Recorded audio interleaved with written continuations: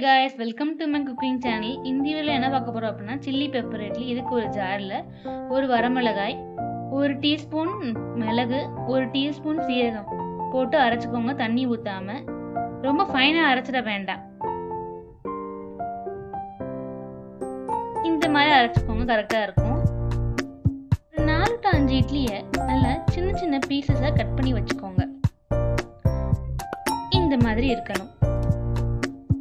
Stove on பண்ணிட்டு கடாய் வச்சுக்கோங்க. அதுல ஒரு 3 டேபிள் ஸ்பூன் நல்லெண்ணெய் சேர்த்துக்கோங்க. நல்லெண்ணெய் சேர்க்கறதுனால இட்லி ரொம்ப ஃப்ளேவர்ஃபுல்லா இருக்கும். எண்ணெய் நல்லா காஞ்சதும் ஒரு டீஸ்பூன் கடுகு, ஒரு டீஸ்பூன் உளுந்தம் பருப்பு, கொஞ்சம் கருவேப்பிலை சேர்த்துக்கோங்க. சேர்த்துட்டு நல்லா வதக்கி விட்டுக்கோங்க. இந்த இட்லி ரெசிபிக்கு சைடு டிஷ் எதுவும் தேவையில்லை. நம்ம இதை அப்படியே சாப்பிடலாம்.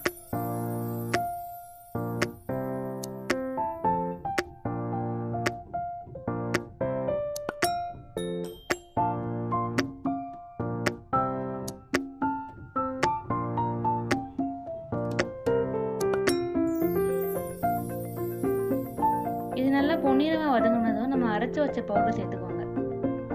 சேர்த்துட்டு கொஞ்சம் வதக்கி விட்டுக்கோங்க. அந்த எண்ணெயில எல்லாம் இந்த ஃப்ளேவர்லாம் இறக்கும்.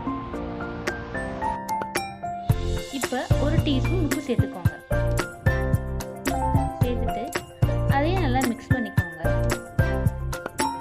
இப்போ நம்ம நறுக்கி வச்ச இட்லி எல்லாம் சேர்த்துக்கோங்க. அந்த பொடியை நல்லா கோட்டாகிற மாதிரி இட்லி நல்லா